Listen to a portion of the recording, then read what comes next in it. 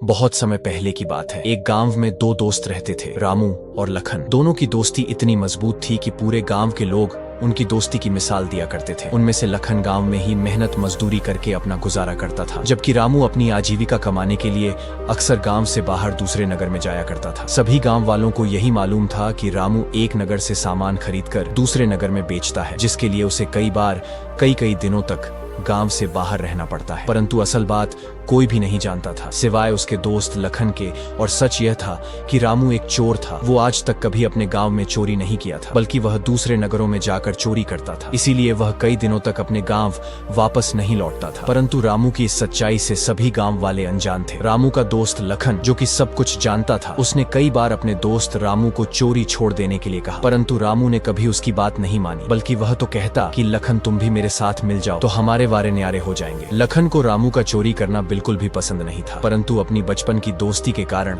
उसने कभी भी किसी को यह राज की बात नहीं बताई। इस प्रकार रामू और लखन अपनी दोस्ती को अच्छे से निभा रहे थे। एक दिन गांव में खबर फैली कि गांव के बाहर एक साधु महाराज ने अपना डेरा जमाया है। गांव के सभी लोग उन साधु महाराज से आशीर्वाद लेने के लिए आने लगे। साधु बाबा गांव के लोगों को धर्म के रास्ते पर चलने की सलाह देते और उनके वचनों का गांव वालों पर अच्छा प्रभाव भी पड़ रहा था। इसी तरह लखन और रामू भी उन साधु बाबा से आशीर्वाद लेने के लिए गए। साधु बाबा के शब्दों का रामू पर ऐसा असर हुआ कि उसे भी लगने लगा कि चोरी करना उसके लिए कोई अच्छा काम तो नहीं है। एक दिन रामू अकेले में साधु बाबा के पास गया और अपने मन की बात बताई। साधु महाराज से कहते हुए वह बताने लगा, बाबा असल में मैं एक चोर हूँ और आपके वचनों से मैं बहुत ही प्रभावित हूँ। तब साधु बाबा कहने लगे, बेटा अगर सच में मेरी बातों का तुम पर कोई असर है तो तुम चोरी जैसा गलत काम छोड़ क्यों नहीं देते। रामू कहने लगा, बाबा मुझे और कोई और काम आता ही नहीं है, ना तो मैं खेती करना जानता हूँ और ना ही मुझसे मेहनत मजदूरी होती है। मुझे तो एक ही काम अच्छे से आता है, चोरी करना। तो फिर भला मैं चोरी कैसे छोड़ दूं? साधु ने कहा, बेटा मेरी मानो तो कुछ दिन के लिए तुम मेरे साथ इसी आश्रम में रहो। अवश्य ही ऐसा करने से तुम्हारा हृदय परिवर्तन होगा और तुम सही रास्ते पर आ जाओगे। साधु की बात मानकर रामू उन्हीं के आश्रम में रहने लगा और साधु बाबा की सेवा करने लगा। इसी तरह करते करते एक महीना बीत गया। रामू ने खूब मन लगाकर साधु महाराज की सेवा की और साधु बाबा भी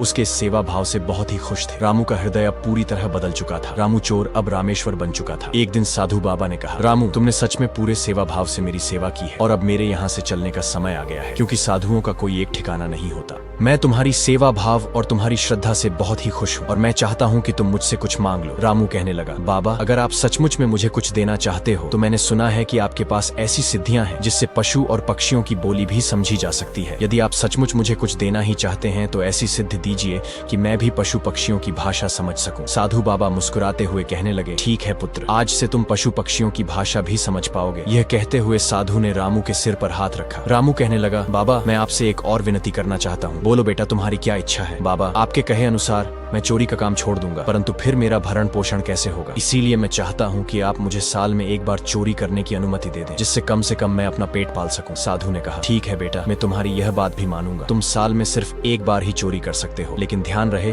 कि यह चोरी सिर्फ दीपावली के दिन ही कर सकोगे। इस दिन के अलावा गलती से भी किसी दिन चोरी करने की मत सोचना, नहीं तो परिणाम अच्छा नहीं होगा। रामू ने सिर झुकाकर साधु बाबा की बात को स्वीकार किया। साधु एक बार फिर से कहने लगे, बेटा मेरी एक बात याद रखना कि मेरे द्वारा दी गई सिद्धि का प्रयोग अगर तुमने ईमानदारी से किया तो ठीक, वरना फिर तुम्हारा सर्वनाश भी निश्चित है। ऐसा आशीर्वाद देकर साधु महाराज किसी दूसरे गांव की तरफ निकल गए। साधु महाराज के साथ रहकर राम के स्वभाव में अब काफी परिवर्तन आ चुका था, जिसके कारण उसका दोस्त लखन भी बहुत ही खुश था। अब तो रामू ने चोरियां करना भी बंद कर दिया था, जैसा कि उसने साधु बाबा को वचन दिया था कि वह साल में केवल एक बार ही चोरी करेगा, और वह भी दीपावली के दिन। अब दोनों दोस्त मेहनत मजदूरी करके ही अपना गुजारा कर रहे थे। लखन की एक बहन थी जो अब जवान हो चुकी थी और उसका रिश्ता तय हो चुका था। 15 दिन के बाद शादी की तारीख निश्चित हो चुकी थी, परंतु लखन जो कि मेहनत मजदूरी करके अपना गुजारा कर रहा था, उसके पास इतना धन भी नहीं था कि वह अपनी बहन की शादी ठीक से कर सके। अब तो उसे इसी बात की चिंता सता रही थी कि 15 दिन के बाद किस तरह से वह अपनी बहन की शादी में बारातियों का स्वागत करेगा, किस प्रकार बारातियों के खाने पीने का इंतजाम करेगा। वह सहायता के लिए अपने कई रिश्तेदारों के पास गया, परंतु किसी ने भी उसकी सहायता न करी। सबने कुछ न कुछ बहाना बनाकर उसे टाल दिया। जब उसे कुछ भी समझ में नहीं आया तो वह सहायता के लिए अपने दोस्त रामू के पास गया और कहने लगा, भाई अब तो तुम ही मेरी सहायता कर सकते हो। तुम तो जानते जानते हो कि मेरी बहन सुकन्या का रिश्ता तय हो चुका है और 10-15 दिन बाद उसकी शादी है। मेरी हालत ऐसी नहीं है कि मैं उसकी शादी का इंतजाम ठीक से कर सकूं। यहाँ तक कि बारातियों को खाना खिलाने के लिए भी मेरे पास पैसे नहीं है। मैंने अपने सभी रिश्तेदारों से सहायता मांगी, परंतु सब ने कुछ न कुछ बहाना बनाकर मुझे टाल दिया। अब तुम ही कुछ कर सकते हो, कैसे भी करके तुम मेरे लिए कुछ धन की व्यवस्था कर दो। कुछ महीनों के बाद मैं तुम्हारे रुपए लौटा दूंगा। रामू ने जवाब दिया, भाई सुकन्या सिर्फ तेरी ही नहीं बल्कि मेरी भी बहन है। मैं तुम्हारी समस्या समझ सकता हूँ, परंतु मैं तुम्हारी सहायता कैसे करूँ? तुम तो जानते ही हो कि मैंने चोरी करना भी छोड़ दिया है और केवल दीपावली के दिन ही मैं चोरी कर सकता हूँ, जबकि दीपावली आने में अभी 8 महीने बचे हैं। अब ऐसे में मैं क्या करूँ? लखन कहने लगा, मुझे कुछ नहीं मालूम कि तुम क्या करोगे, मगर किसी भी तरह अगले 5 दिन के अंदर मुझे 500 रुपए ला कर दो, नहीं तो मेरी बहन की बारात वापस लौट जाएगी। रामू कहने लगा, ठीक है भाई, मैं तुमसे वादा करता हूँ कि मैं बहन की शादी के लिए धन की व्यवस्था करूंगा। मैं धन इकट्ठा करने के लिए गाँव से बाहर जा रहा हूँ। अगर मैं 5 दिन में लौट कर नहीं आया तो तुम मेरा इंतजार मत करना। लखन ने कहा, ठीक है तुम जाओ, मैं ईश्वर से प्रार्थना करूंगा कि तुम जल्द से जल्द धन लेकर वापस लौट आओ। अब रामू ना चाहते हुए भी अपने मित्र की सहायता के लिए चोरी करने का इरादा लेकर निकल पड़ा। चलते चलते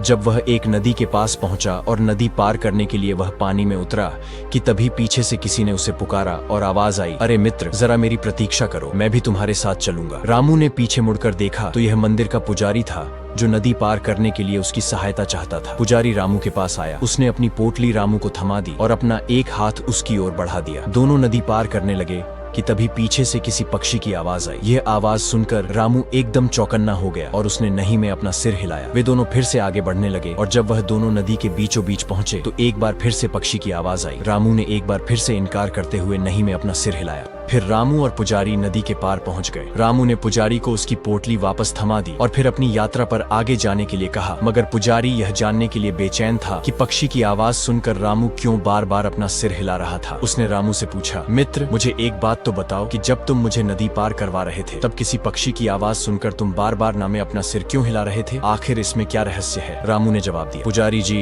इससे आपको क्या मतलब? आपने तो नदी पार करनी थी, जो कर लिया। मैंने आपकी सहायता कर दी। अब आप अपने रास्ते पर जाइए और मुझे अपने रास्ते पर जाने दीजिए। परंतु पुजारी वहाँ से गया नहीं। वह जिद करने लगा, जब तक तुम मुझे बताओगे नहीं मेरे मन को चैन नहीं मिलेगा और मैं यहाँ से नहीं जाऊंगा। रामू ने कहा, ठीक है, अगर आप जानना ही चाहते हैं तो मैं आपको बताऊंगा, परंतु यह रहस्य आप किसी और को नहीं बताएंगे। किसी को नहीं बताऊंगा मित्र। रामू ने कहा, भाई मैं एक चोर हूँ और मेरे मित्र की बहन का विवाह होने वाला है। उसकी शादी के लिए मुझे 500 रुपए का इंतजाम करना है, इसीलिए मैं चोरी करने को निकला हूँ। जब हम दोनों पानी में चलने लगे थे तब पक्षी ने मुझसे कहा था कि आपकी पोटली में सोना रखा है और मैं उसमें से सोना निकाल लूं, मगर मैंने सर हिलाकर कहा कि मैं कुछ भी नहीं चुराऊंगा, क्योंकि आपने मुझे मित्र कहकर पुकारा था और सहायता के लिए अपना हाथ मेरी ओर बढ़ाया था। मित्रता का धर्म निभाना मेरा कर्तव्य है। अपने मित्र का आदर करना और उसके प्रति निष्ठा को मैं कैसे भुला सकता हूँ, क्योंकि इस समय भी मैं एक मित्र की सहायता करने के लिए ही निकला हूँ। पुजारी रामू की यह बातें सुनकर आश्चर्यचकित रह गया। रामू ने आगे कहा, जब हम दोनों नदी के बीचों बीच आ गए थे तब उस पक्षी ने कहा था कि मैं आपको पानी में धक्का दे दूं और सोना ले जाऊं, लेकिन मैंने फिर से इनकार कर दिया। यदि मैं ऐसा करता तो अपने मित्र के साथ धोखा करता और मैं मित्र के साथ कभी ऐसा नहीं कर सकता। अब तो रामू की बातें सुनकर पुजारी का सिर चकरा गया। वह सोचने लगा कि यह किस तरह का चोर है जो चोर होते हुए भी ऐसी धर्म महात्माओं वाली बातें कर रहा है। भला एक चोर होकर इसके विचार इस तरह के कैसे हो सकते हैं? उसने रामू से पूछा, भाई एक चोर होते हुए भी तुम्हारे अंदर इतने अच्छे गुण और इतने अच्छे विचार कैसे आ गए? रामू ने बताया कि वह महीने तक एक साधु महाराज के आश्रम में रहा था और यह सब उसी का असर है। इसके बाद रामू अपने रास्ते पर चला गया और पुजारी अपने रास्ते चला गया। पुजारी सारे रास्ते इस धर्मी और नेक दिल चोर के बारे में ही सोचता रहा। आखिरकार एक चोर होकर वह कितना ईमानदार और नेक दिल था।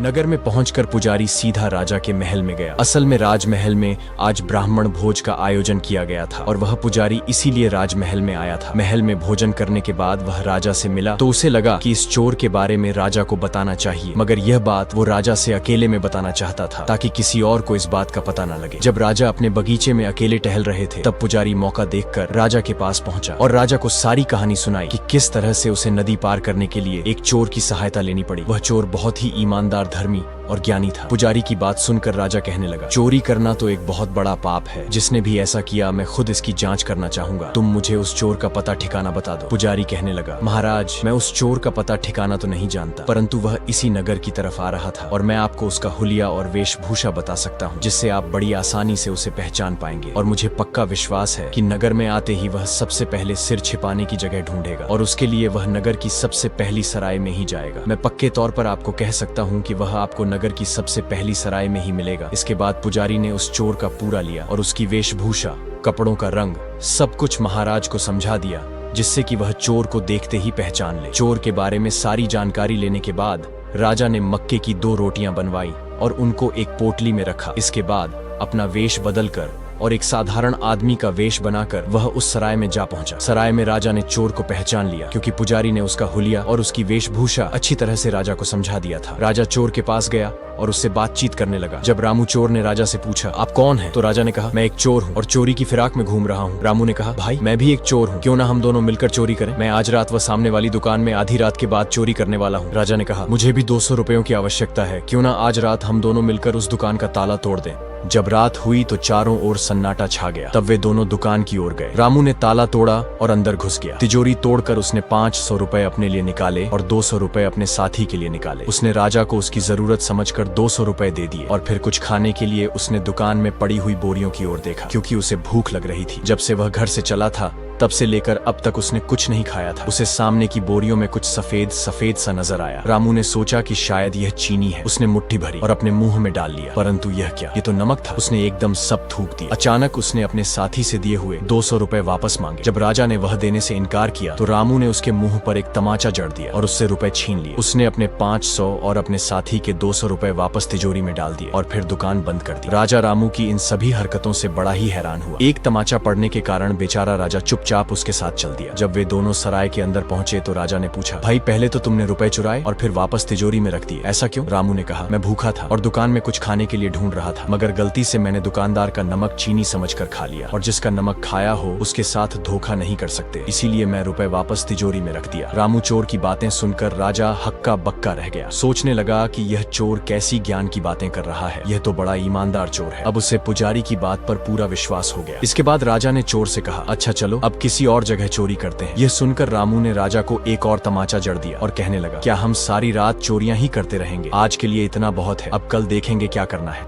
राजा ने अपनी पोटली से रोटियां निकाली और रामू चोर को खाने के लिए दी। इसके बाद राजा ने पूछा, अच्छा अब यह तो बताओ कि अगर कल चोरी करनी है तो तुम मुझे कहाँ मिलोगे? रामू ने कहा, इसी सराय के पीछे, मैं रात के समय तुम्हारा इंतजार करूंगा। इसके बाद राजा अपने महल में वापस लौट गया, परंतु उसे नींद नहीं आ रही थी। वह सारी रात उसी चोर के बारे में सोचता रहा कि यह किस तरह का रहस्यमय चोर है जो एक तरफ तो चोरी जैसा काम करता है, दूसरी तरफ ज्ञान और धर्म की बातें करता है और तो और साला तमाचा भी बड़ा तेज मारता है। अगली रात जब राजा एक साधारण आदमी के वेश में सराय के पीछे पहुंचा तो रामू भी उसे वहीं पर मिल गया। राजा ने उसे खाने के लिए रोटियां दी। जब वे दोनों खा पी कर मस्त हो गए तो राजा ने कहा, भाई ये छोटा मोटा खजाना हम कब तक लूटते रहेंगे, क्यों नहीं आज हम कोई बड़ी माल चोरी करें? रामू ने कहा, पर भाई उसके लिए क्या करना होगा? राजा ने कहा, चलो भाई आज रात हम राजा का खजाना लूटते हैं। रामू ने कहा, भाई वहाँ धन तो बहुत है लेकिन खतरा भी उतना ही है। राजा कहने लगा, तुम उसकी चिंता मत करो, मुझे राजा के महल और खजाने के सारे रास्ते मालूम है, क्योंकि मैं पहले राजा के महल में पहरेदार था, इसलिए अब हम आसानी से चोरी कर पाएंगे। असल बात तो यह थी कि राजा रामू को चोरी करते हुए रंगे हाथों पकड़ना चाहता था और साथ ही अपने पहरेदार को भी परखना चाहता था कि वे लोग सावधानी से पहरा देते हैं या नहीं। जब वे दोनों राजमहल के पास पहुंचे तो देखा कि तीनों पहरेदार गहरी नींद में सोए पड़े थे, जबकि एक कुत्ता पहरेदारी कर रहा था। कुत्ता उन्हें देखकर कुछ नहीं किया और उन्हें अंदर जाने दिया, क्योंकि वह राजा को पहचान गया। राजा ने रामू को महल के सारे रास्ते बताए। रामू खजाने वाले कमरे तक पहुंचा और वह ताला तोड़ने लगा कि तभी एक पक्षी बोला और कुत्ता भौंकने लगा। रामू ने राजा से कहा कि तुम यहीं पर बाहर खड़े रहो, मैं अंदर जाकर तिजोरी का ताला तोड़ता हूँ। इस तरह राजा खजाने वाले कमरे के बाहर खड़ा हो गया और रामू कमरे के अंदर चला गया।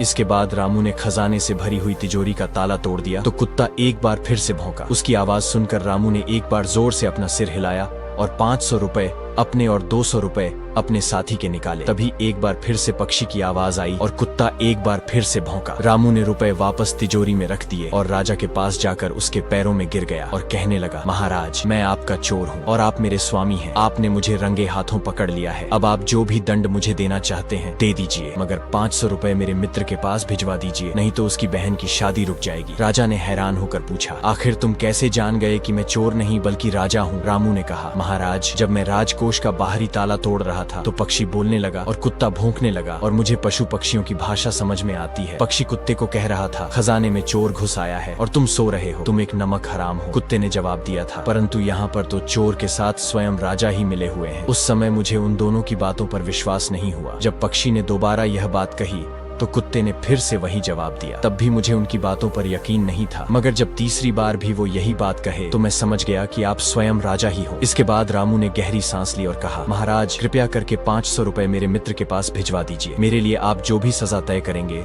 मुझे मंजूर है। अगली सुबह राजा ने अपना दरबार लगाया और सभी दरबारियों को रामू चोर की पूरी बात बताई। रामू को भी दरबार में पेश किया गया। राजा ने पूछा, भाई बड़े ही आश्चर्य की बात है कि एक तरफ तो तुम चोर हो परंतु दूसरी तरफ तुम ज्ञान और धर्म की बातें करते हो। आखिर यह कैसे संभव है कि एक चोर ऐसी अच्छी अच्छी बातें करे? जिस दुकानदार का तुमने नमक खाया उसके यहाँ पर तुमने चोरी नहीं की। जिस ब्राह्मण को तुमने नदी पार करवाई उसने तुम्हें मित्र कहा, इसीलिए तुमने उसका धन भी नहीं चुराया। आखिर यह सब क्या रहस्य है? एक चोर के अंदर ऐसे सद्गुण कैसे हो सकते हैं? तब रामू ने कहा, महाराज यह सारा ज्ञान और अच्छी बातें मैंने एक साधु महाराज से सीखी थी। उन्होंने ही मुझे पशु पक्षियों की भाषा समझने का आशीर्वाद भी दिया था। असल बात तो यह है कि पहले मैं एक बहुत ही खतरी चोर था और आए दिन चोरियां करता रहता था, परंतु उन साधु महाराज के वचनों ने मुझे सही रास्ते पर ला दिया। अब मैं साल में केवल एक बार दीपावली के दिन ही बाजार से कुछ जरूरत का सामान उठा सकता हूँ, जिसकी अनुमति मुझे साधु महाराज ने दी थी। परंतु आज मैंने अपना ही संकल्प तोड़ा है, क्योंकि मैं अपने मित्र की सहायता करना चाहता हूँ। अगर 3 दिन में उसके पास 500 रुपए नहीं पहुँचे तो बारात उसके घर से वापस लौट जाएगी और उसकी बहन की शादी रुक जाएगी। अगर ऐसा हुआ तो सारा जीवन उसे इसी कलंक के साथ जीना पड़ेगा। मेरी आपसे गुजारिश है कि आप 500 रुपए मेरे दोस्त के घर पर पहुंचा दीजिए, वह मेरी प्रतीक्षा कर रहा होगा। मैंने उससे कहा था कि मैं 5 दिनों के अंदर अंदर धन लेकर आऊंगा। राजा ने कहा, ठीक है, मैं एक राजदूत को भेजकर तुम्हारे मित्र के घर पर 500 रुपए भिजवा देता हूँ। राजा ने उसी समय अपने नेक राजदूत को रामू के मित्र लखन के घर का पता बताया।